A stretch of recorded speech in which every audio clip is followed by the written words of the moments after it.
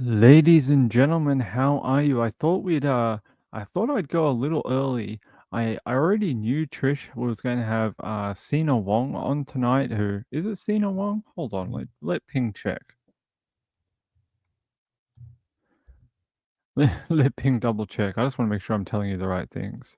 It is Cena Wong. It is Cena Wong. What a lovely individual she is.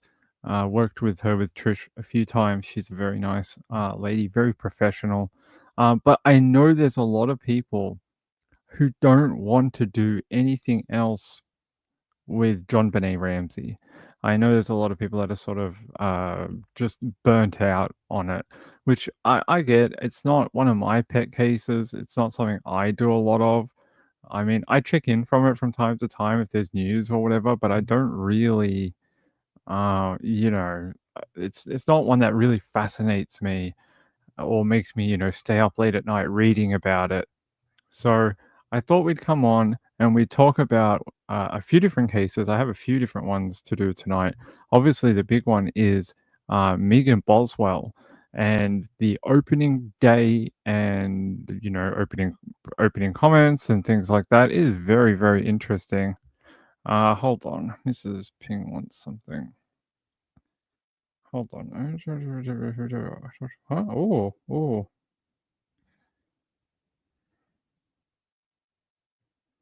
All right. Okay. Yes. So I thought while we're waiting for people to realize that I've started early, I thought I would tell you about this because this is very interesting. And sorry, what is she talking about? As many. Hold on.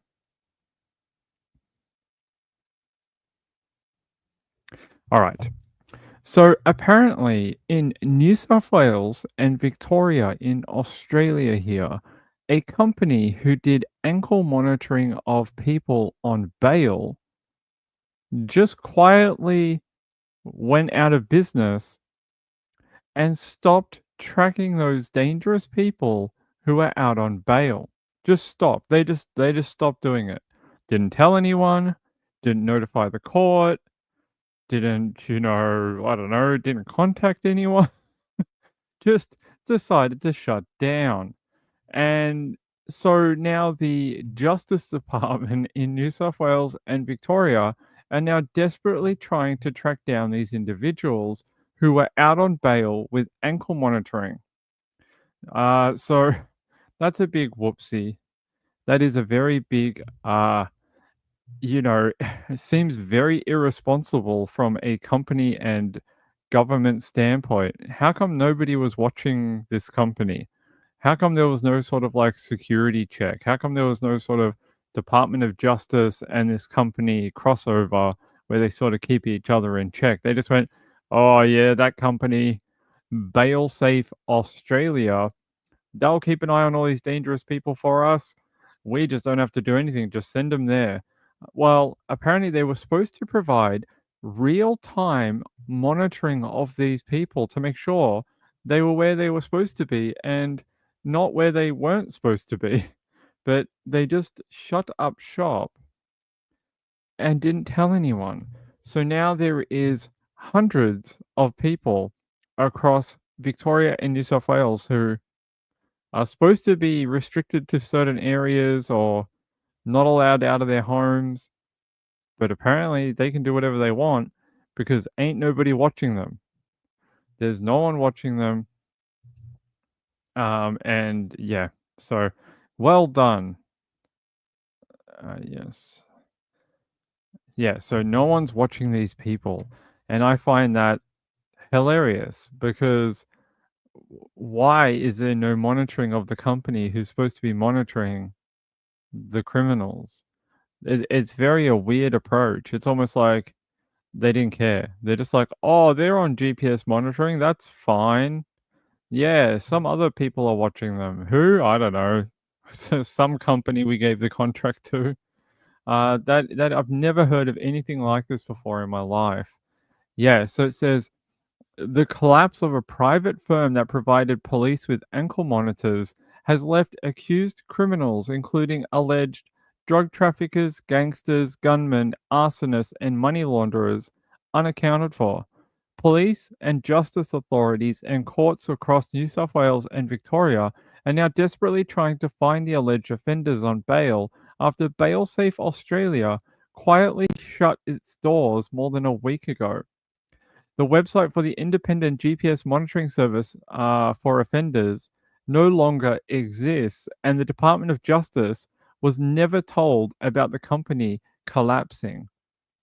The company monitored alleged offenders in real time as an alternate to them being remanded in custody while they awaited trial. Up to 20 defendants across New South Wales have not been tracked for months despite wearing a bail safe ankle monitor. That is crazy. When you think about all the crimes that have happened in New South Wales in the last month or so, including professional hits from people, gangland killing people and things like that. Hold on. Yep. Guys like apparently this fella here with his nice Adidas shoes. And you just think of all those crimes that have taken place, the ones I've shown you, all those shootings of people, all those gangster things that have happened. What if any of those people had been supposed to be monitored? Sorry, Mrs. Ping is very annoying. She wants me to constantly message her. Hey, Muffin. Hey, hey, hey. Sorry, Muffin's under the computer here. So yeah, here you go. Here's like another guy that was supposed to be Hussein Chamas, and two other people were aboard a yacht. Okay, I don't know what that means. But yeah, a lot of different criminals, a lot of people who are very, very dangerous and not being watched. A review on electronic monitoring devices amid fears that dozens of alleged criminals are on bail and not being watched. It's almost like one of those good behavior programs. Like they're sort of like a trust thing. They're like, we're gonna put these on them, but we're gonna pretend that there's nothing for them to like. We're gonna pretend like they're being watched, but we're not actually watching them. It's like an honesty program. It's like an honesty donation box. You just put them on there and hope that they don't do any more crimes, because of the fear of being monitored. So they're not actually being monitored. April says you would think they would have said something. I know. Just shut up shop. Don't monitor them anymore. Are they even working anymore? Do the people wearing them know that the little light is not tracking anymore? It's very strange. Wendy asks, "It's pretty irresponsible company not to say something about their closing to authorities." Yeah, they just stopped doing it. They just decided, "Hey, we're not going to do it anymore. Bye. See you later." And they just didn't want. So there's hundreds of people across New South Wales and Victoria who are on bail for very serious crimes. To get an ankle monitor, you have to have done something pretty messed up, and who knows where they are? They could be in Europe by now if they're not being monitored. So who knows? Are they next door to you? Maybe. Did they actually turn up to court? Who knows? It's very, very strange. What is this cat doing? He wants to come up, and I'm like, no, you can't come up. Peekaboo says, "Hello, hi, how are you?" So let's go to the big one for today. Megan Boswell. Oh, my mind has been racing. So I have been watching all of this all day since I got up this morning. I actually thought it was tomorrow, so blame Ping. I thought it was we were doing this Thursday morning, but I was wrong. It's actually today. And I think we've found out more today in one day than 5 years since Evelyn went missing. Can you believe that? So Evelyn was just over a year old, 15-month-old daughter. It's been 5 years. That little girl would be what? On her way to being 7 years old. Wait, 7, 6, 7, something like that. She would be in like her first year of or second year of like primary school. She would be going off to school to get her education. She would have already, done a lot of things in life, but instead Her life ended in December 2019, and no one found out really until February 2020. And then today we found out so much more about it all, including a very disturbing scene today. And I know you have to do this. It's a trial, right? So we all have to see some of the evidence that are, especially in child cases, that maybe you don't want to see. Um, and unfortunately, we saw how they found Evelyn's body in that playhouse or whatever it is. It looks like a little tiny house, not like something you see in the city, not like a Fisher and Paykel plastic thing. This thing is like a full blown structure. With the rental market the way it is right now, you could rent it to someone. You could rent it out. It is literally like a one bedroom studio. Get some internet and some electricity, and you could rent that for 500 a week. It is quite a big like structure, and they're saying here that the way they found her was they found her body in a kitchen trash can, they hidden in that playhouse, and they described today how they removed her body from that trash bag and then had to peel back these layers. I think one was like aluminum foil, another one was the bag, and another one was like a blanket. It was really horrid. It's not something Ping ever wants to see again. And there was a few photos of inside of that bag, and I don't think Ping ever wants to see that ever again. I think that was horrific. And the one thing, so posted this on Twitter, and I want to show it to you. During this part of the thing today, Megan was hiding like this, like, sort of like hiding behind the thing like this. I'll show you here. She's sort of like hiding. And then she's hiding while they're displaying this evidence and talking about how they found her daughter. I heard from another media source that she was actually whimpering behind the camera. So they weren't focusing on her, they were focusing on the witness, which was a detective at the time. And she was heard whimpering behind the camera, whatever that means. And, it always bothers me when you see these people who are accused of these serious crimes when they hide from the evidence. I almost feel like, well, take a look at your handiwork. This is because of you. What are you hiding from? You knew all about this. I don't know what you want. Like, why are you pretending like this is the first time that you've known about this? You've known about this for half a decade. Half a decade. I didn't even have long hair when this happened. When this happened, I had short hair. I now have long hair that's down to my shoulders almost. Like, it's been forever. We're all old. We all got old in 5 years. It's been a long time. And I don't know what the hell she thinks she's hiding from, but it's ridiculous. I can't stand it. Her defense attorney also tried to paint this picture today. A very, very, and I've got some comments about that. He tried to paint this story of how the asphyxiation. So we learned today that Evelyn died of asphyxiation. That they tried to paint it as Travis had rolled over in bed. That's her boyfriend at the time. Had rolled over in bed and squashed and suffocated the child. What does that matter? Who cares? Like, I wouldn't like. She'd still be in trial. Like, it might not be for murder, but like the risks of this, like co-sleeping arrangements and things like that, it is well known, and there would still probably be some sort of neglect charge here. I mean, she can't run from this. And to me, when I listen to both the opening address of the prosecution and the defense, the prosecution laid out a very reasonable expectation of what they're going to present at trial. And then for me, when the defense was talking about all this type of stuff, it actually played into not the defense and not helping them. It actually played into helping the prosecution, because the prosecution had actually laid out this whole thing about how Megan is an irresponsible, teenager at the time, 18. She had lied to everyone. She, couldn't take responsibility for a spilt milk, nothing. She shirked responsibility. And then when you hear this, defense attorney trying to give her a defense, oh, muffin, um, it doesn't play into anything for them. It actually helps the prosecution. It gives them more credence to their, what they're presenting to the jury. I thought it actually went against them today.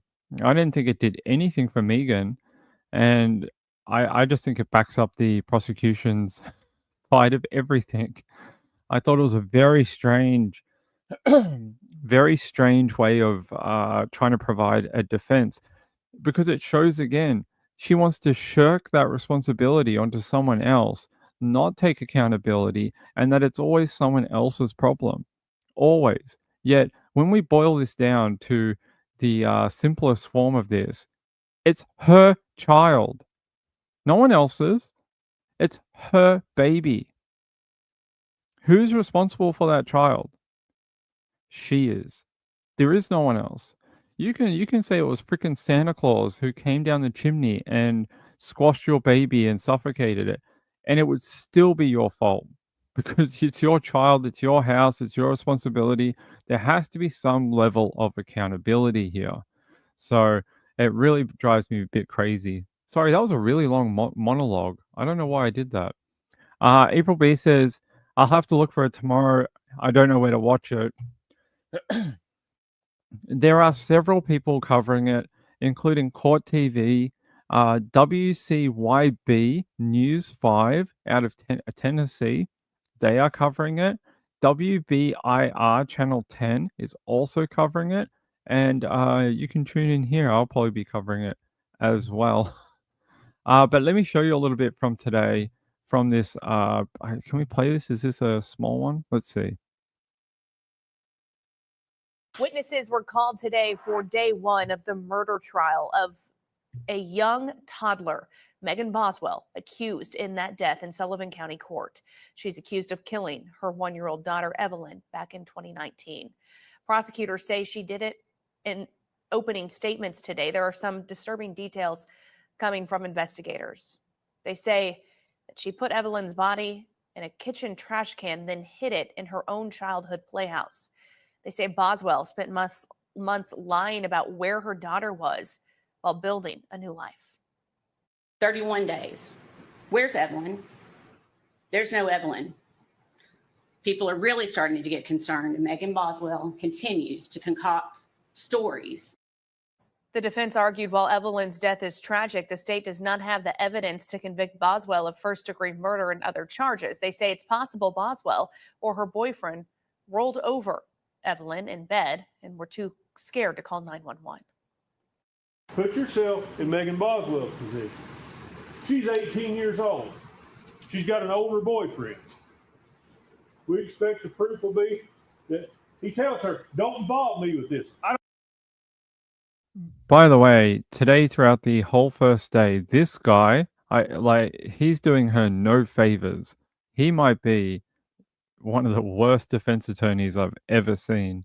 He is terrible behind that microphone.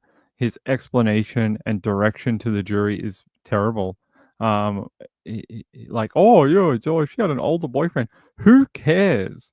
Who cares? Who cares about any of that? Focus on the points that will actually get her anything at all. Some sort of sympathy to the jury. Do you think the jury's going to sit there and go, oh, she had an older boyfriend? Oh, no. No one cares. It's bizarre. I've never seen anything like it. This guy, I'll play the rest of it. I don't want to be involved because they're scared they're going to get charged with something.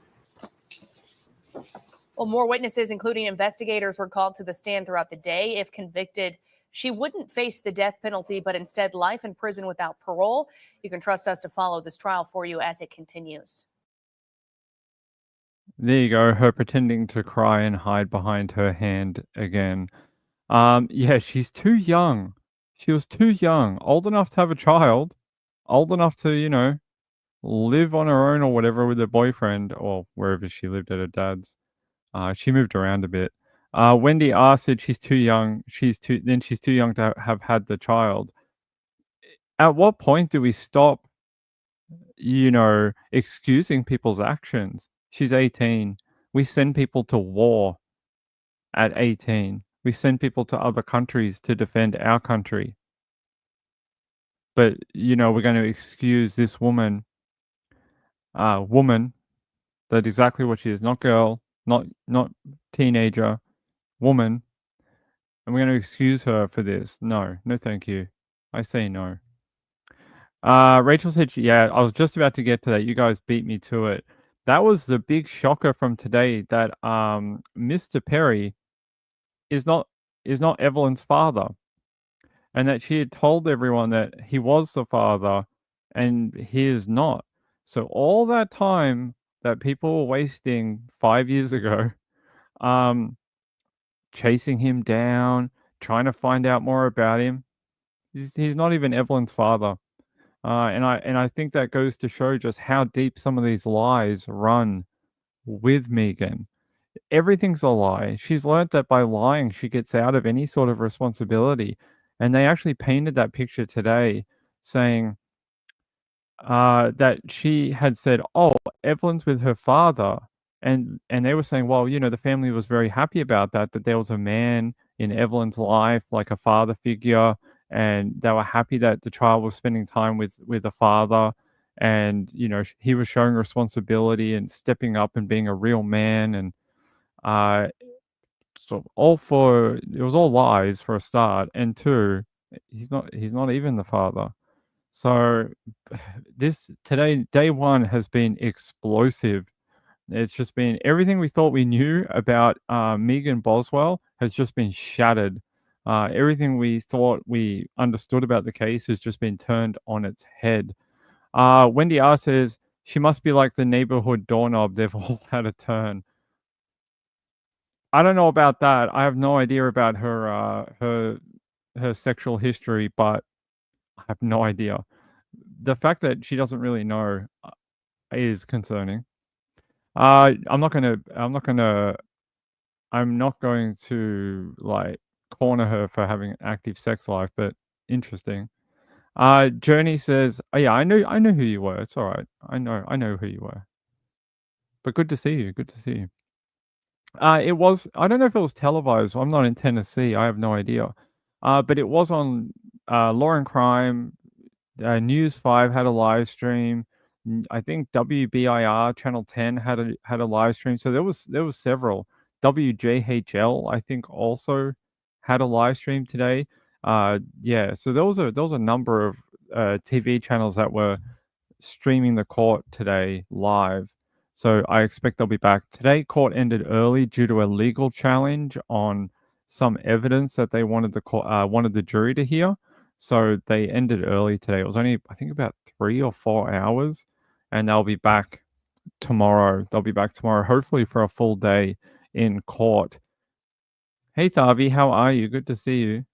Marlene says, yeah, it was on Court TV. Yeah, Court TV had it. I don't know if Law and Crime had it. Let me check.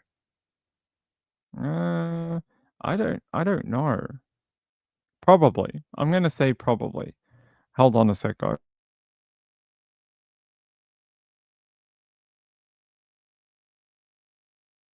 Sorry, I had to cough, and I was like, I don't want you guys to hear that. Let me see here. Let me say some more. Rachel said she also lied about the father. Yeah. Jenny said if that was true, why would the boyfriend get arrested too? Exactly. The thing I was wondering is if the child died from, say, a co-sleeping arrangement, a lot of people do it. You're told not to do it until a certain age so kids can, defend and push and things like that. If that is the case, would there not be any crush injuries to the child? And I don't know if we've heard of anything like that yet. At least it may come out later in forensic evidence or something, but I haven't seen anything about that type of thing. RX Girl, you're going to the courthouse on Wednesday to the trial. Will you come on and talk to us?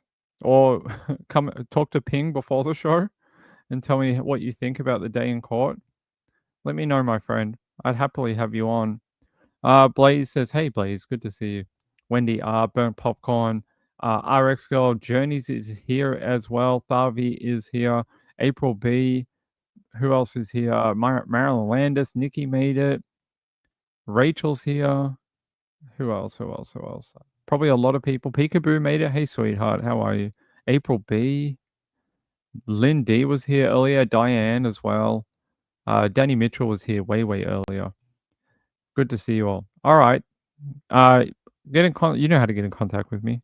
sundaywithping@gmail.com, and we'll figure it out like this, like this, a little bit like this. Yeah.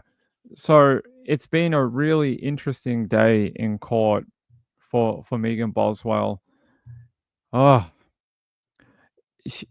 I heard another channel today. I was watching a little bit of their coverage because I was like, oh, what are other people thinking?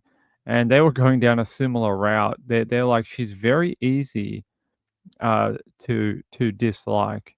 And I was like, yeah, she is, because anytime you have a person who not only spins lies like a spider and is a alleged child killer, they're often some of the people that attract a lot of attention and a lot of pitchforks and fire and brimstone, that type of thing. Journey says it's a wonder nothing was broken on poor Evelyn. The way they said her body seemed like she was folded in half and thrown away like a rag doll. It's like they rolled her up like a burrito. They even put aluminum foil around her. Like, it's the most bizarre thing I've ever seen. And when I was watching the trial today, I was thinking, what if she had put her in the trash? If she had put her in a rubbish bin, like it had been so long, we didn't find out Evelyn was missing until February, right? If she had put her in like in the actual rubbish outside on the street and had it picked up, we may not be here today. We may be just staring at a poster of a missing child in Tennessee to add to the other 400 missing children in Tennessee. I'm serious. If she was a little bit smarter, we may actually not be here today talking about it. I really think if she had actually put her in the in the bin, they wouldn't have found her. I almost guarantee it. They would not have located her remains, not after 2 months. Not a chance. And that is so like a, like a razor edge. We're very lucky that we're able to locate Evelyn and be here today to be able to hold someone responsible. The other thing today is they tried to blame the dad, Tommy. They tried to say, like, they tried to frame him like, oh, he just so happened to call the cops and be like, check the playhouse out the back. Maybe Evelyn might be in there. And look, voila, Evelyn's there. And they tried to say that, look how sinister and suspicious that is, that her own father called in. As far as I'd known the whole time that Tommy had been the one who started the search. Why would he call the cops on himself? Why would he be like, hey, let's get the investigation started faster? If he was involved, that would be a really, really silly thing to do. That would be very, very, you're basically working against yourself. You'd want to keep the cops away for as long as possible. So I am very, I don't know. Again, another person to blame other than Megan, right? Another person. It's the ex-boyfriend. It's the father of the child, the father, and now it's her dad. Like, it's ridiculous. Everyone's to blame except Megan. Have we even seen her take an ounce of responsibility yet? Anything? Has she admitted to anything? Has she admitted to just the simplest thing of anything to do with Evelyn? I think no. I think we've not seen anything except for her trying to blame everyone else. Yeah, that's grandfather. I think it's the grandfather to Evelyn, not Megan. I think it's Megan's father. Yeah, Deborah. Is Deborah here? Hey, sweetheart. How are you? You had surgery today? You're on hydromorphone. Hydromorphone. sounds like something you use to speak to dolphins underwater. It's like, hey, we're in the Pacific Ocean and we found a pod of dolphins. Someone get the hydromorphone so we can communicate and record the sounds of the dolphins. We need the hydromorphone. I hope you are going to feel better, my friend. I'm so sorry that you have to go through surgery. Um, Enjoy those painkillers, and I hope you have a great sleep. Get some sleep, recover, and get back on your feet, okay? I hope you're going to be okay. And now you're probably going to dream of dolphins. You're going to take those hydromorphones and you're going to have like opioid dreams about dolphins and them using telephones. It went well. I'm very happy for you, friend. If I could give you a hug, I would. If I could hug you through the screen, I definitely would. I hope you recover quick. I really do. All right, let's keep going. Let's keep going again. People are going to write under the comments here. They're going to go like, "This guy just bashes women." No, I find it very strange with the Megan Boswell trial, with the things that came out. I don't understand why they would play into the prosecution's playbook. Like they have to have known because there's discovery, so they know where they're going to build the case and how they're going to do it. The excuses that Megan have come up with, they're very childish. They are. It's like they sat down in a room and went, "So this is the evidence. This is the brief that prosecution has given us and your defense. What things can we make up that fit around the evidence?" Because it always changes. With Megan, it changes oh, she's at someone else has her. Oh, her father has her. She's at a campground an hour and a half away. Oh, she might be here. She's with my mom and they're in a car like in Kentucky or whatever. Like it's just always some other story with her. But does making you a prolific liar, a pathological liar, I believe she's pathological because she lies about everything. Um, does that make you responsible for killing your daughter? And I think if you listen to a lot of the legal channels, they would tell you the things that I'm saying probably don't have a ton of basis in a court of law. They're just literally conjecture and, my comments.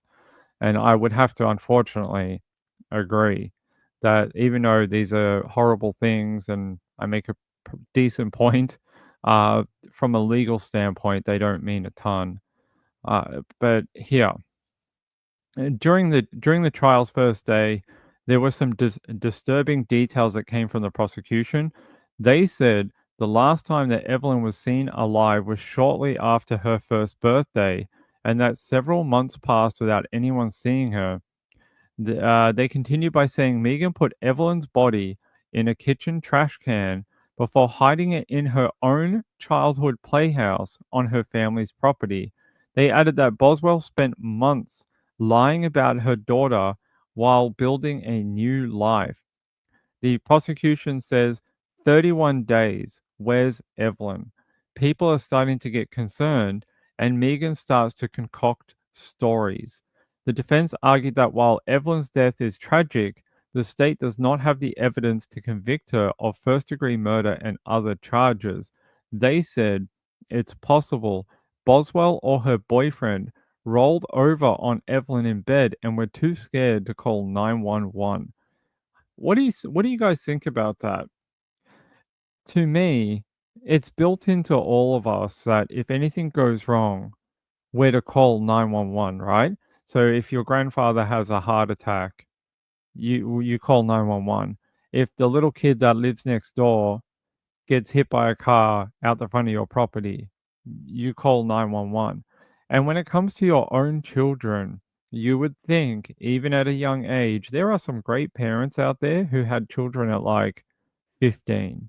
There are some people who dedicated their lives once they knew they were pregnant to their kids, even being teen mums. There are some people that they really did. They gave their children everything. We all know like that's what you're supposed to do. And the prosecution saying that they were just young, dumb, and scared, I think I think doesn't fly. We all know that's what you're supposed to do. And when it's your child, if you woke up in say let's believe their version of events, okay? So her and her boyfriend, they wake up in the morning and they've been co-sleeping in the bed, and all of a sudden they go, "Oh my god, I don't hear any crying, or I don't hear any the baby, trying to move or whatever." And they go, "Oh my god, she's purple. She's not moving. Let's try and do like CPR, which they teach you sort of at Lamar's class, and aftercare. They teach you baby CPR, and they try to do that, and nothing's really happening, and she's not responsive. You don't go, let's go get a trash bag and some aluminum foil and make a baby burrito and hide her in a childhood playhouse. You go, let's call 911. Let's see if we can get her to a hospital. Maybe they can fix her. Maybe they can bring her back to life. Maybe they can paddle her with the zappy AED thing, and they can give her electric shock and bring her heart back. Give her some oxygen or something. That's the thoughts that would run through your head. To take your own child and put her in a trash bag along with other trash. That's the other thing. It's not like they gave her this sort of like beautiful burial and, you know, treated her with respect or something. You could go, well, look, you can see that was her mum. She was in a really bad situation, but look at what she did. She even treated her in death with some sort of dignity. No, they put her in a garbage bag with actual trash, put her in that playhouse where there was like raccoon shit everywhere. Like mice had been in there. You could see droppings from like mouse and rats and stuff and raccoons. That's not treating your daughter with any respect. That's desecration. That's desecration of her remains, really. It's what it is. It's awful. Blaze says, they identify as gypsies. They're not big on calling police, but if it's your baby, you would call for help. Start CPR if she's still warm. Right. I know. Cause of death, asphyxiation. Asphyxiation. That is the cause of death. Rachel said, I called 911 when my son was 19 and passed out from me changing his gauze when he had his wisdom teeth out. He was so embarrassed. Oh, poor buddy. You should probably not tell that story in public. You should just do that when he turns 21 and he has a pretty girlfriend, and you tell that story at the dinner that you have for them. And you go, remember this happened? And remember mum called 911? That's when you do it. Not on my show. But you keep that story hidden until you need to cause maximum embarrassment. All right. Thavi says YouTube is weird that way. It is weird that way? Who's weird? YouTube? Gayla says, oh, the autocorrect? Yeah. No. Yeah, I don't know. It's like some people get notified and some people don't get notified. We don't control it. There's no button for the creator to press that says, send out a notification to all my subscribers. There's no such thing. It's just supposed to do it when you do the show. You're supposed to do it if you do it 30 minutes beforehand. When it counts down to 30 minutes before the show, it'll send out a notification saying there's a show in 30 minutes. Then it'll send one when you go live. If you do it within 30 minutes, I don't think it tends to send one. But I didn't do that. This show has been booked for hours. So, yes, she put more trash on top of the baby. I don't want to show the photos. I mean, I have a few of them. Maybe I can just show you what it looked like in that area. I don't want to show the body or anything. That's gross. I don't want to do that. Ping almost threw up when they showed what was inside of that bag and the layers. Ugh. I almost passed out. Someone might have to call 911 for me. So this is where they put the child. In here. In this, whatever this is. It looks like a hoarder's spare room. That's what it looks like. And they put her in that. See if I have the photo of the trash bag. I think Ping was so mortified that I just didn't take a photo of it. I think Ping got so freaked out, I just left it. But yeah, in there, in a trash bag, was Evelyn's body. Here's that. It's not this one here at the front. It's the one on your right-hand side here, down on the right, where the little green dot is. It's this little building here, and you see how large it is. It's pretty big. I mean, it's not what I thought of when they said like a playhouse. I was thinking like, something about 2 feet by about 2 feet, and it's about a foot and a half high. Like those ones you see in the front yard of, like, people's homes? Not this. Like I said, you could rent this thing out. Get some, like, cable TV and some, like, 1,000 thread count sheets, and you could have, like, an Airbnb. It's that big. Yeah, poor baby, I know. Yeah, you didn't look? Oh, I swear I almost passed out when they showed that when they had the view inside of the bag and then the baby. Oh no, blah. I'm not doing it. Wendy asks, "It's awful for the people had to retrieve her," and that's what the cop was saying. He's like, we had to go through all that. Then he was saying that the ME team had told them to unwrap her and try get the layers from the body. And you imagine doing that? Like, that's your job. You have to go in every day, and every so often you get a case like this where you have to literally retrieve a baby, and it's been there for months, decomposing. I mean, those people, if you ever see your local detective, give them a hug. That is horrible. Rachel says, Wendy, yeah, he looked really messed up. He did not look very comfortable talking about any of this. Yeah, I don't want to look at it. Playhouse with an upstairs, but the family lived in camper trailers. Yeah, I don't. They're interesting people. I don't really know why they would do that. It's a crazy looking thing, though, isn't it? It's a crazy structure. I don't think I have any others of the inside of it, unfortunately. Just that one, which is just filled with crap. There was another one. Hold on. Maybe I can grab it quickly. I just don't want to do the ones with the plastic bag and all that. Let's not do that. All right. All right. We all solemnly swear that we're only going to do the ones of the building, okay? No baby photos.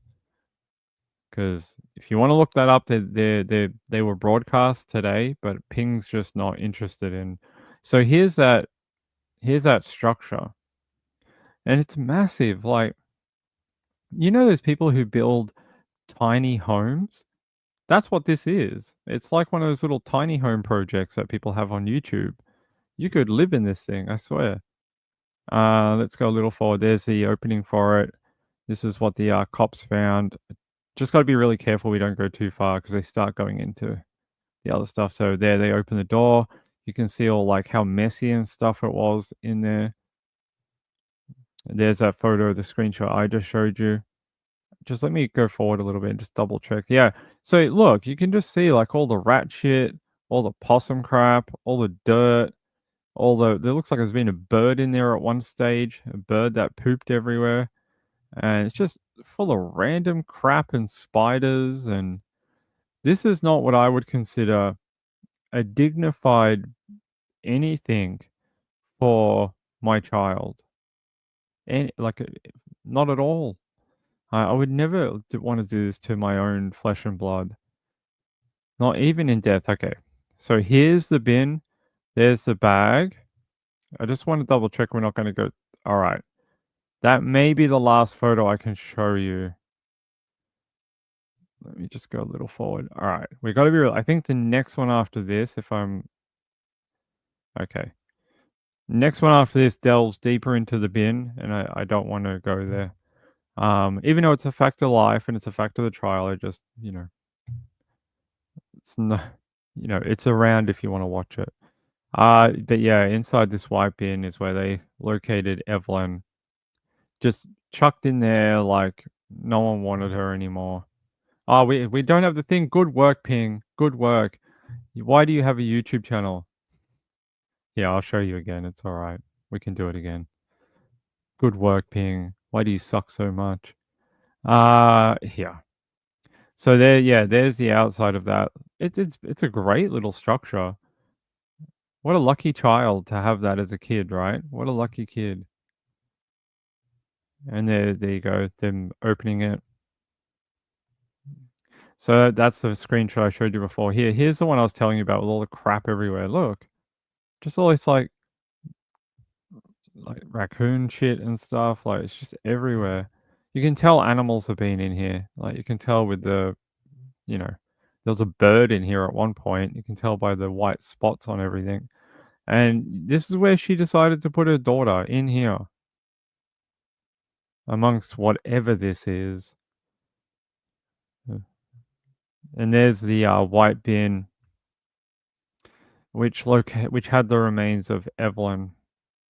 I just want to be very cautious with this. There it is. What is this? A keyboard? What is she trying to do? Give her a musical send off in a playhouse?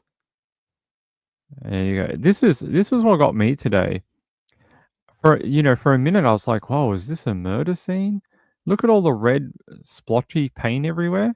It's very, foreboding. Like all this kind of like spray that looks like arterial spray on the wall. It's gross. Yeah. Sorry, I just got a message from someone. We went too far. Sorry about that. I'm sorry. I really don't. Yeah, okay. That's the last one I can show you. The next one, yeah. The next one delves into her remains. So her name is Megan. Yeah, that's right. Didn't I call her Megan? What? Yeah, I called her. What do you want? I don't know what name you want me to call her. I called her Megan or Maggie Boswell. I don't know which one you want me to go to. Wait, what? Yeah, Megan. That's right. Did I spell it wrong in the title? No, it's correct. I got it from her case file. Blady says maybe the playhouse was thin so it could fit on the back of a truck to move it. Oh, that'd be interesting. I don't know if you could. Megan?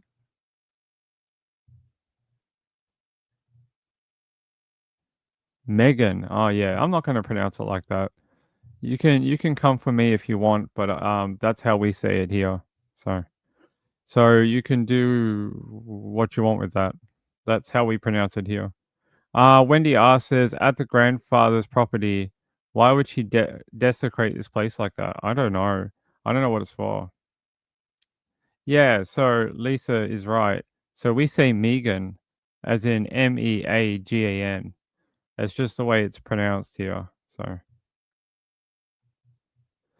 I can't change my pronunciation for every single word that's like a crossover between me and you guys. You guys just gonna have to deal. Like, do you make what's that guy's name? That Irish guy? What's that Irish guy that does the true crime? Is he Irish, Scottish, English? I can't remember his channel name, but he's a good guy. He pronounces stuff like off the wall, like compared to you guys. So you're just gonna have to deal with it. Just gonna have to deal with it. Glitter says, yeah, they call it a yard barn. They sell them all over the place in parking lot. People are a yard barn. Yeah, that chapter. You want to see someone who pronounces things very different to Americans? Go to that chapter.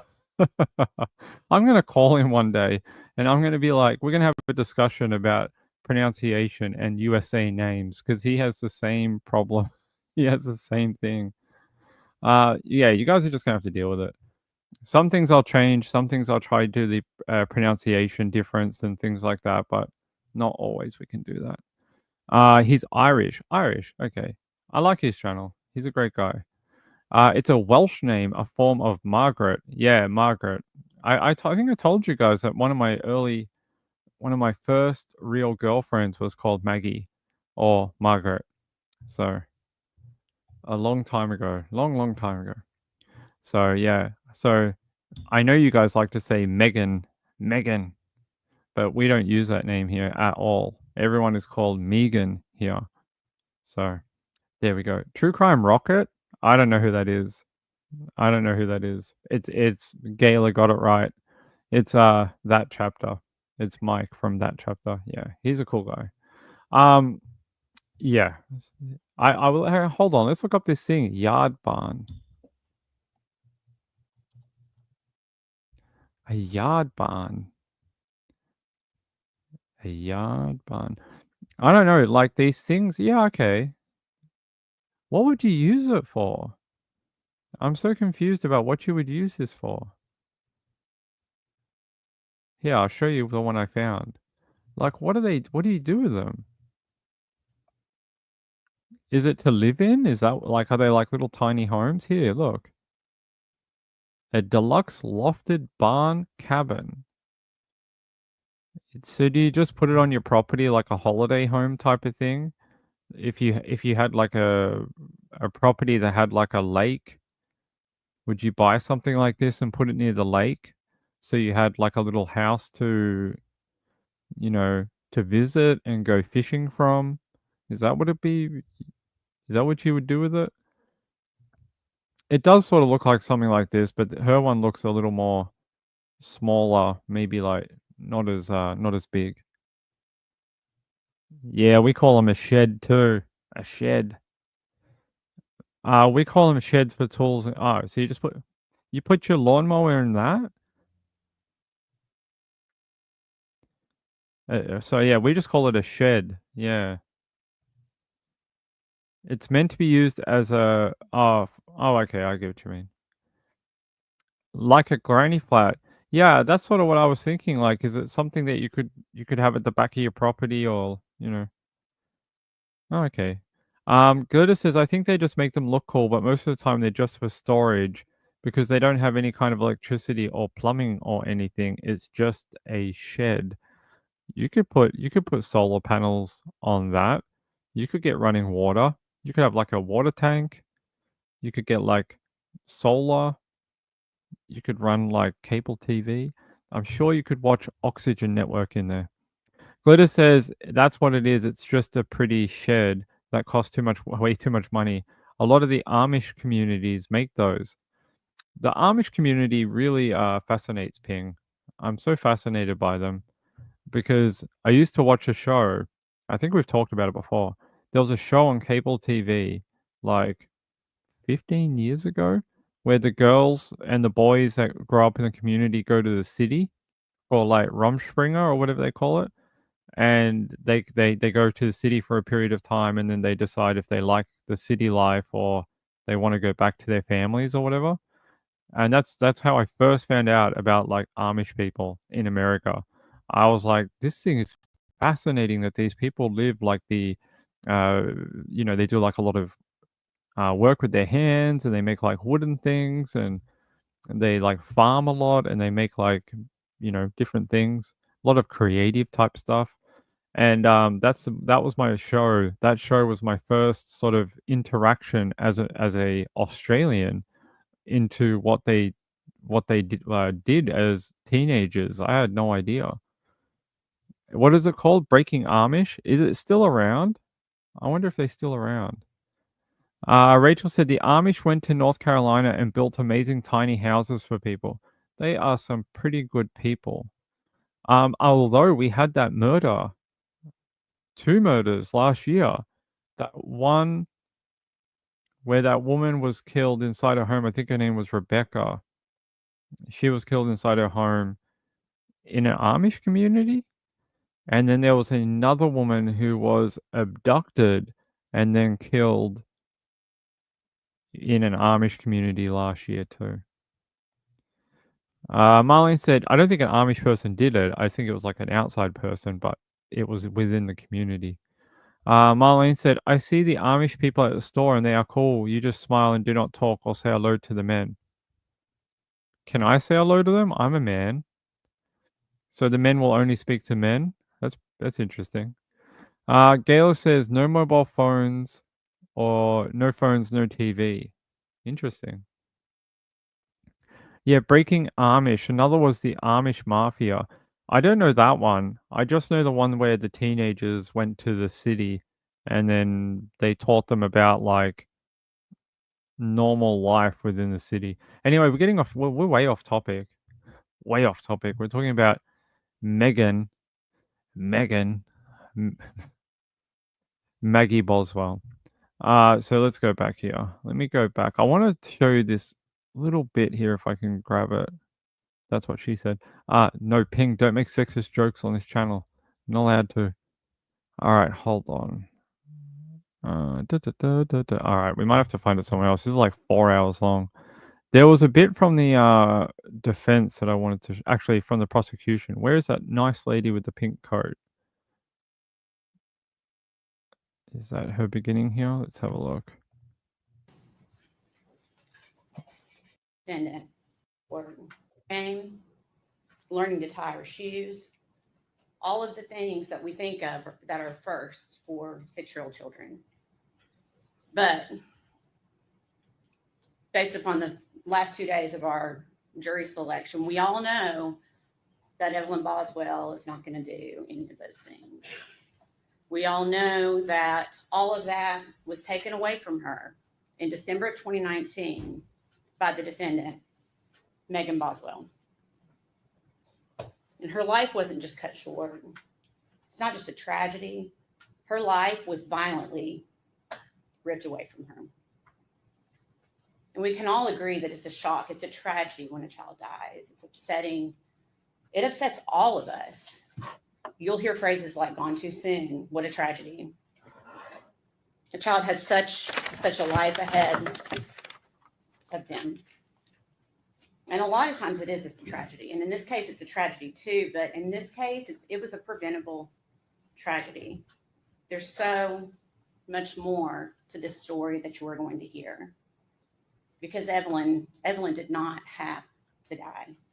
Evelyn could be here today. When you think of all the initiatives that are in place in the USA because of like the baby laws where you can drop them off at the like the fire station or a hospital or a church, there's really no need for these type of children to die. If Megan thought, hey, this life is not for me. I'm way too young to be a mom, and I feel like this is impeding on my life. I'm going down the wrong track. I want to do what the teenagers do or whatever, and I want to be a normal teenager. I think at least we could have all respected her decision if she gave up the child, right? Like that's what we ask of couples, women, whoever, if they feel like they can't look after that child, is to give it up, do adoption, hand it over to the state, whatever. That we could have at least gone, well, she tried to find a way out, but that's not what she did. That's frustrating for me because there is a way out here. It's not like she was in a situation where there's no light at the end of the tunnel. There's definitely options, and I would have to have thought she would have known about them. She would have to have. Like we all grow up hearing these type of stories. We've all met people who are adopted. Yeah, and I just feel like that's the hardest bit here is that there is a way out, and she didn't take it. Instead, she put her child in a trash can like she was some rolled up, like dishcloth, and just threw her away. Nikki said, "Why not just give her up for adoption? It's terrible to abuse, harm, and kill." I don't know. I don't know what goes through the mind of adults who hurt children. I'm not sure. Glitter said she could have given her to her dad. Who's the dad? Did we find out today? I swear to God, I watched all of this and I don't think I heard who the father was. Is Ping just misremembering? I don't think we heard who the actual dad is of Evelyn, unless I watched so much tape today, I can't remember. Um, I don't think we just heard that it was that Ethan Perry is not the father. No, it's not. It's not that guy, right? It's not Ethan Perry. He's not the dad. He's not the father of Evelyn. Her date, so it's a different military guy. How many military guys did she know? Um, April said she had choices. She had like she didn't have the most amazing family, but there were people in that family that cared for her, cared for the baby, and if she had this conversation with them, I'm sure they would have figured something out. Like it seemed like her dad at least gave a crap, and so did I think it's the other grandma of Evelyn, the other one. I think she actually cared, and I think there were people surrounding Megan who would have helped if she came to him and said, "Look, I'm not coping. I'm 18. I'm not doing very well. I don't know how to work through this. I need more support." I do believe there were people that would have helped her, and she was getting some help. We've heard that like her dad helped out from time to time with Evelyn. There was I think her mum took Evelyn from time to time as well. And these people are wanting to see her. You heard it in the trial today. They're the ones who raise the alarm because they're like, "Where's the baby? We want to see the baby. It's Christmas. It's her birthday. We want to see. We want to bring presents and celebrate her and have fun and be a family." And that's where the lies started.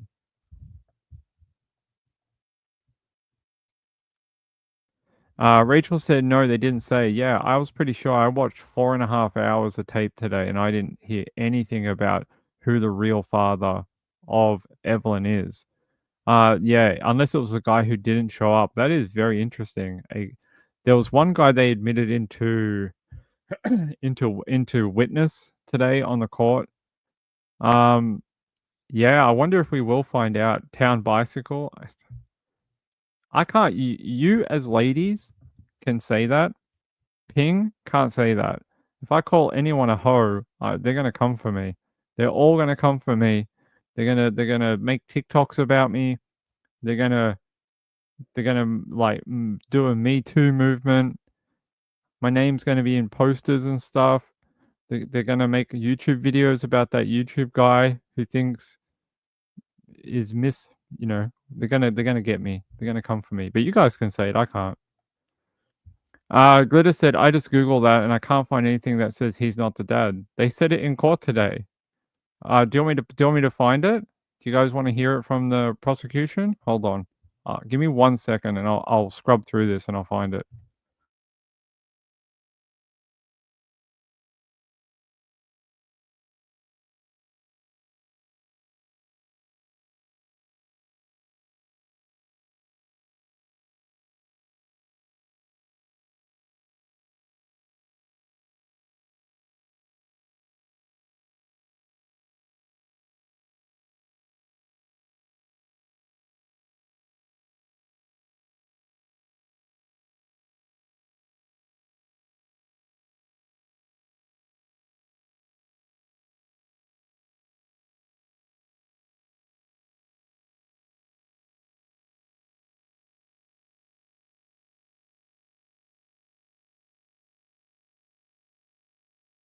All right, I found it. 20, when it's finally reported that the defendant's biggest believable story, that really is probably what kept the family from reporting earlier, is she was saying that Evelyn was with her father, Ethan Perry. And you'll hear a lot about Ethan Perry, and you'll get to hear from Ethan Perry yourselves. Ethan Perry is actually not Evelyn's father, but Megan led him to believe that he was the father. And everyone, for all purposes, also believed Ethan Perry was the father. So to the family, they're like, well, that's good. He's stepping up. The father's stepping up. That's good. We're proud of him. And that is the story that Megan Boswell told mostly to her family, to her friends. You were going to hear a lot of testimony about her just telling everyone that Ethan Perry has gotten Evelyn. First, you'll hear that they're trading weeks, but doesn't make sense because people are still not seeing Evelyn. So then Megan took it one step further where he took her to court and got emergency custody, blaming her for something. And again, not true. There was never court. There were no documents. Juvenile court was never involved. It was just another story that Megan Boswell was telling because she knew where Evelyn was and she had to keep perpetuating this lie.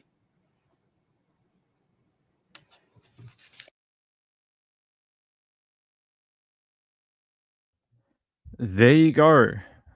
Like I told you, said in court today, he's not the dad of Evelyn. They would have done a DNA test, and he unfortunately would have found out in a very horrible situation where one minute he thinks he has a missing daughter, and the next he's told, well, you ain't even the dad. So I feel very sorry for Ethan Perry to be dragged into all of this and for his name, because he was in the military. Can you imagine trying to go back to his base and try and go back to normal, base life? He would have been ridiculed, annoyed. People would have yelled at him, like, made jokes at his expense. Because, it's a bit of like a frat house culture in there at times, and he probably would have had friends in there too that would have supported him, but there would have been some people who would have had a dig, and yeah, he would have found out that he's not the father. It's a lie that Megan told. Glitter says, I need to go watch the court. I didn't watch it. Yeah, so like you can see, she lies about everything. Not just simple things or whatever, very serious things like who's the father of that child. She lies about the whereabouts of the child, who took the child, where the child is. This is why they charged her with all those false reporting charges, because they couldn't get a straight word out of her. They couldn't get like the truth. And that's why they charged her originally with that. You are not the father. I feel very sorry for him. Very sorry.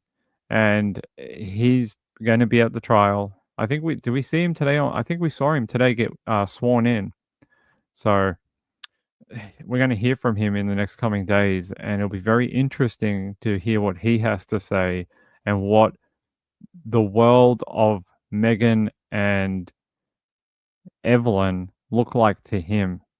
I'm very interested to hear what his side of everything. I want to know. Let's see. I don't know. I have no idea. Maybe she doesn't. Maybe she doesn't know who the father is. Maybe she just guessed that it was. Maybe she's like, oh, I slept with that guy. Yeah, around the same time. Yeah, that sounds about right. Darth Vader. Natasha. Hey, Natasha. Hey, sweetheart. Just like Letitia Stouch, yeah, or Storch, Stouch, however you say her name.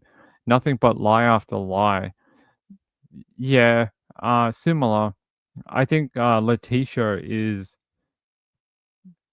different motivation for hurting Gannon. Her motivation was sort of like she felt like she wasn't being given like the respect, the sort of the privilege of being the mom and things like that, and she was unhappy with her married life, so she took it out on the kid. She took all her frustrations out with her husband, her marriage, her relationship, the disagreements with his ex-wife or whatever. She took it all out on Gannon, and So slightly different, but similar maybe mindset. Letitia, she will happily rot in jail with her fake doctor's certificate for the next, hopefully until she's dead. She wasn't the number one, basically. She was never the priority. Yeah, poor Gannon. What they did to him. I don't think I was around on YouTube when Gannon went missing. I think it was not too long after this, right? Not too long after Megan. It was like a month after, something like that. Not too far. And then we got Gannon. April said, I watched that trial. I watched bits and pieces of Letitia's trial, not all of it.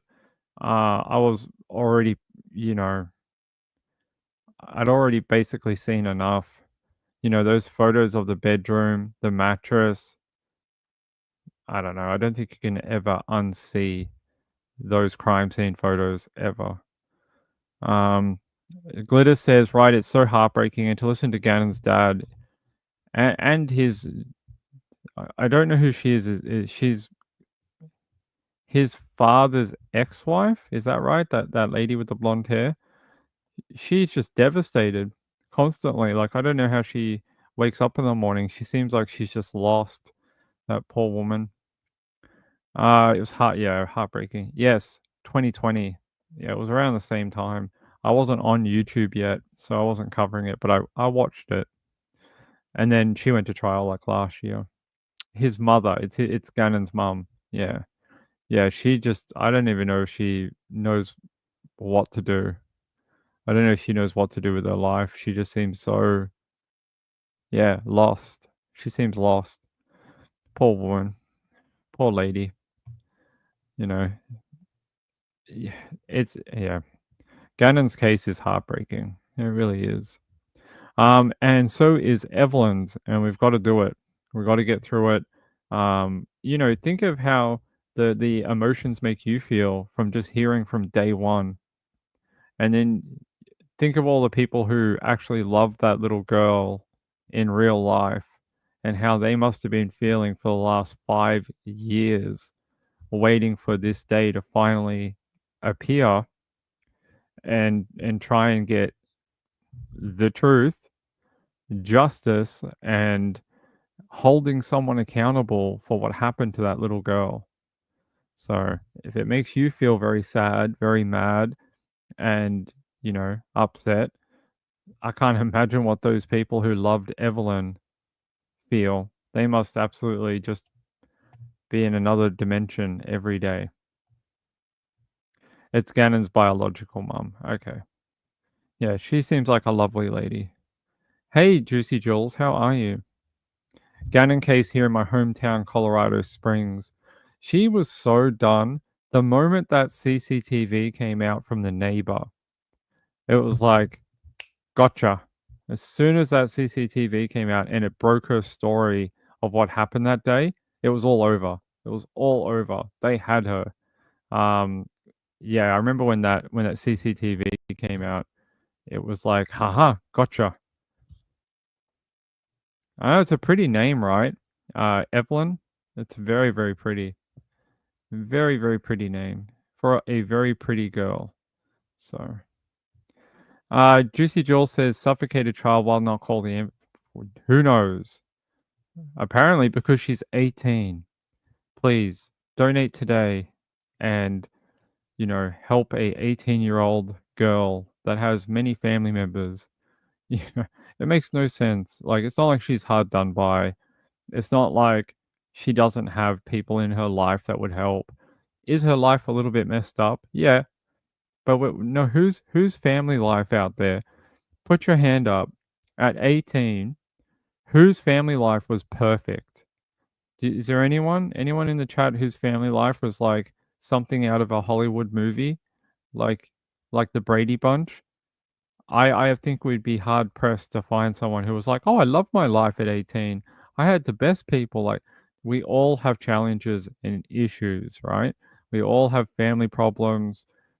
It's not an excuse to do this. It's just not. You know, you can only blame other people for so long until you take personal responsibility for your own actions. So, well, you might be the outlier here. You might be the one that we can find. You might be the one person. Yeah, so day 1, very brutal. I know we spent a lot of this show talking about it too. It's been a long show already. I'm just keeping an eye on the time. Gayla says nobody's life is sunshine and roses. That's why it pains me so much to when I see people try to blame their circumstances for their crime. If there's anyone in life who has the excuses to go and, do something like this, it's probably me. But I don't, because I understand what's right and wrong, and I have no desire to hurt anyone either.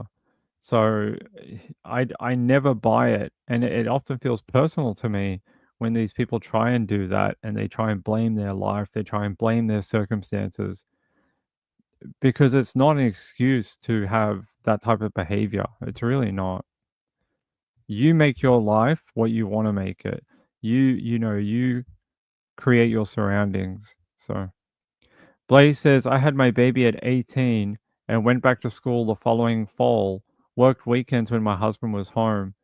That would have been very hard, and it would have been probably something you think of as you take pride in now, because you got through it, you did it, and you guys, were able to succeed. Lisa says kids who are abused either turn out to abuse or help abuse kids. I must have fallen on the other side of it then, because I have no intent on ever hurting anyone, not knowingly anyway. Yeah, that's really cool. 18, went back to school the following. That's really cool. I love that. How old is your child now? Like today? Are they like an adult now? Not assuming you're an older person, but we do sometimes have a lot of older people who drop by. All right, let's play a little bit more. I want to show you from here if I can. Is it this bit right here? All right. I was. that was the first line. I don't really know where I was at, but when I introduced her, basically she's right about a lot of things. I mean, there's not a person in this courtroom that wants to be here discussing a dead child. Not nobody. Not you all, not me. But the state asks you to convict Megan Boswell of first-degree murder. It's very interesting what they've done. They've asked you to convict Megan Boswell of first-degree murder in 3 different ways. They've asked you to find that it's a premeditated and intentional killing of her child. And then they're asking you to find that it's a murder that is perpetrated as part of child abuse. And then they're saying, well, if it's not that, surely it's because of child neglect. That's a problem. What do you guys think about that? What he's saying? He's saying that basically he's basically saying the defense is trying to have its cake. I mean, the prosecution is trying to have its cake and eat it too by charging her with 3 different manners of killing Evelyn, and that he's saying that it shows that the prosecution is unsure of their own evidence, and that they're not going to be able to convict on all 3. I'd like to know what you guys have to say about that. Guys, hold on a second.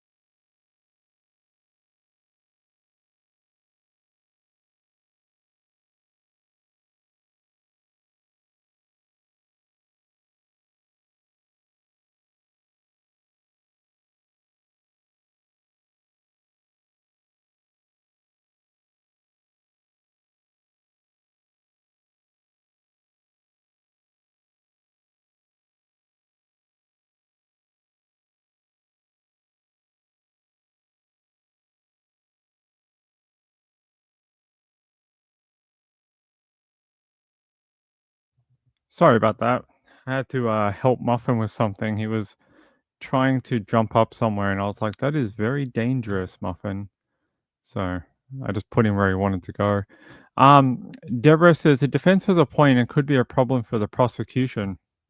It'll depend what they bring as evidence for each 3 count, and if they can back that up with, their experts, what pathology, forensic they have. We don't know yet. We won't know till tomorrow. April said, "I feel sorry for the sequestered jurors." I know. They're like, "Oh, yeah, so, we're gonna get out of court for today. We've got a bit of a legal blockage here, so we're gonna let you all go after, like, only 4 hours. Well, at least we gave you lunch, so we're gonna send you back to your hotel rooms, but, you can't use your phone. You don't have any television. You can only watch." I don't know what they can watch. Probably Nick at Night. That's it. That's all you get. You get Nickelodeon, no news channels, and you have to watch reruns of I Love Lucy for the next 2 weeks. Yeah, poor people, but out of like 68 people or whatever it was, they put their hands up. They said they could do it. They would do their civic duty, and thank you to them for taking on that burden. Blaze says, "I'm very glad we worked hard with our kids." Yeah, sorry, I didn't get to see the rest of that story. My son has a double PhD from NYU, which is New York Uni, married an architect, and has 2 children and a home in Brooklyn.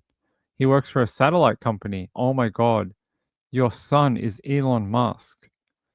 Your son is Elon Musk. Now I know who you are. I know who you are now. Yeah, well, I did. I can tell you that when I was younger, I'm sure it's the same for a lot of young people. I didn't own a car. I walked everywhere for like, I think I got my first car only like 10 years ago. Because Melbourne's got pretty good transport. So I caught transport or I walked everywhere. I used to walk like 10K a day, 10 kilometers every day. And my knees are probably pretty stuffed from it. Gayla says we don't get to say yes or no here. We get a summons to show up. Well, it's not that you don't get to say yes or no. Even in the UK, if you got summons, they would ask you if you had any barriers to sitting on a trial for up to 3 weeks. And you could be like, well, I work.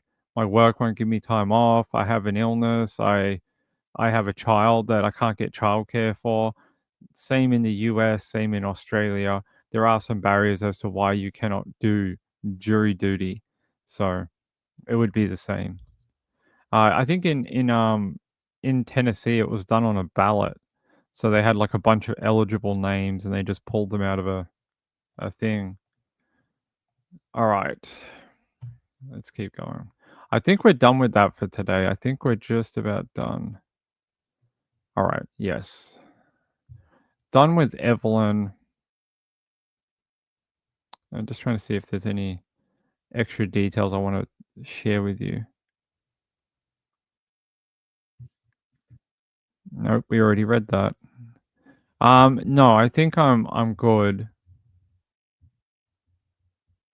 Yep.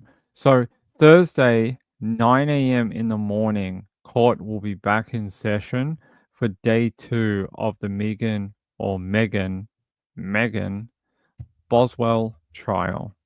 And I hope to be up late enough tonight where I can actually stream it live for you. I hope that to be the case. I'm not making any promises. Ping is old and I fall asleep. Sometimes I fall asleep at my desk, which is right here. And then I wake up and I go, oh my God, it's 4 a.m. in the morning. So I will try my very best to be awake for 9 a.m. in Tennessee for day 2. So we can watch it and go through it together.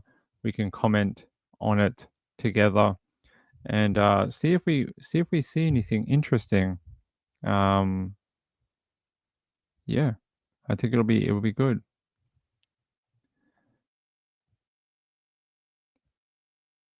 That's so funny. Yeah, we did. We walked everywhere. Marilyn says I have to watch trial tomorrow. Missed it today. Catch up. There are a bunch of people who have day 1, although it's sort of segmented because they had a break halfway. They had lunch, and then they had some sort of legal technicality. So they had another break. So today is actually broken up into 3 parts. Make sure you watch all 3.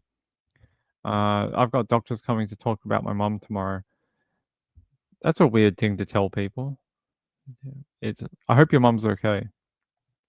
Deborah says, "Have a great night, everyone, and don't red drum anyone." Yeah, don't red drum anyone. Don't do that. Don't paint anyone's room red. Don't be doing that. Yeah, I'll watch if I'm awake. I know, me too. If I'm awake, I'll watch as well. I before we go, I just want to say thank you to my friend Moon Shadow. I really appreciate it. And oh, I don't know who this person is in the chat. Oh, I know who it is. It's very obvious now. Natasha. Natasha, thank you very much. I appreciate that. That is very, very kind of you. She says, appreciate you. I appreciate you guys. And I want to say thank you to my friend Moon Shadow. Moon Shadow left a message saying, keep up the good work and the good episodes and stories. And she says, don't forget the animal stories. Moon Shadow, you must have missed it. We did a great story on a bear in California who hid under a house to avoid the fire. And then when they tried to connect the electricity and the gas again, they're like, oh, we can't do that. There's a giant bear under your home. And they had to bring him out. And his name is Victor or Berry. And he's this giant, like 700-pound bear. But apparently he's not violent. He's very sweet. And he just likes to eat food. So apparently everyone knows him in the area. He's not a mean bear. He doesn't like attack people or anything. He's just a sweet old bear who just was scared of the fire and wanted to go run under a home. So I will do more pet stories for you though, Moon Shadow. I appreciate it. So yeah, thank you to those 2 people. I appreciate it, Natasha, and Moon Shadow. You guys, I appreciate it very much. Hey, thank you. Thank you for becoming a member. It was very kind. Very sweet of you. All right. Let's get out of here for the night, and I will try set up for day 2. I think it's in about what time in Tennessee is it right now?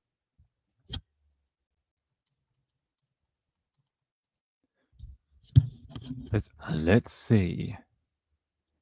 Oh, so it's midnight. Midnight in Tennessee right now. Midnight.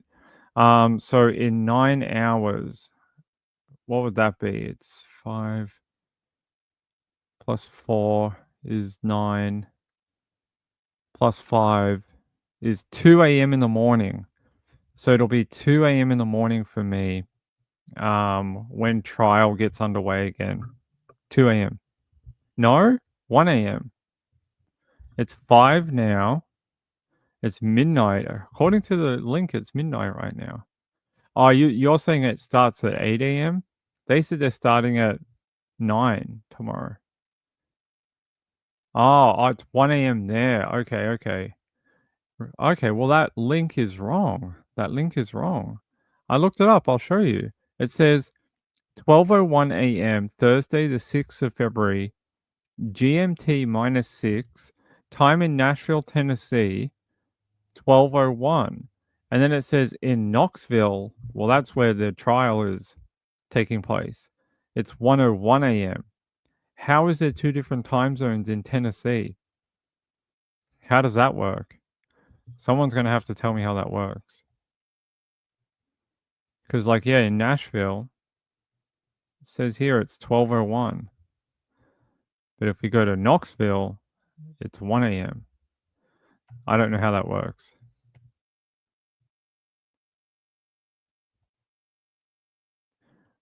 Two different Central and Eastern. It does say Central time on there. Weird. Oh, really? I didn't know that. So Nashville is west, Knoxville is east. Look up East Tennessee. Okay. Congrats, mum in the shoe. What? Okay, all right. Okay, so there's an hour difference between Tennessee and now I've lost my place. Yeah, okay, I get it. So it's a split time zone place. Okay. Okay. So yeah, Nashville, different time to Knoxville. All right, so 1 a.m. So if it's 1 a.m. now, so yeah, that's interesting. So it's 1 a.m. now. It'll be 1 a.m. for me when the trial goes back on air. So that's interesting. RX Girl says no, nowhere near Knoxville. It's in Kingsport. Oh, that's right. Sorry, I don't know why I thought it was in Knoxville. Why did I think it was in Knoxville? Maybe we did a case over there. We've done literally over 1,000 different cases in the last 12 months. Over 1,000. So I get a little. I don't live in any of these places, so it makes it difficult for me to remember every little geographical difference. Kingsport, okay, Kingsport. That seem familiar to me. All right. All right. Wish me luck on staying up till 1 a.m. and I hope I'll see you for the start of trial. That might be why. Okay. All right. Kingsport. All right. We'll be on their time from now on. Yeah, it is. Someone else. That's fair. That might be why it sounds familiar other than this particular case. Yeah, good luck. Four-leaf clover. I'm gonna try. I'm normally up at 1 a.m. doing writing for the next day. So I use my nights to start writing the show for the next day.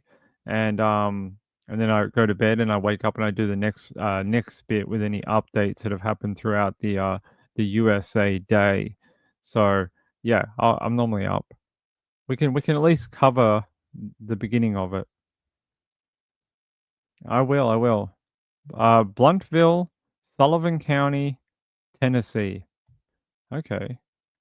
Yes, I will. I don't know where Muffin went. He was sleeping next to me here, and then all of a sudden he ran away. So he has taken to sleeping on top of the computer. So at the moment, that's his favorite place. Yeah, I'll be up with you guys. We can hang out and watch day 2. Sort of like Ghostbusters 2, but not as good. All right. Love you all. Thank you to Natasha, and thank you for gifting the membership. I appreciate it. Who got it? Did we see who got it?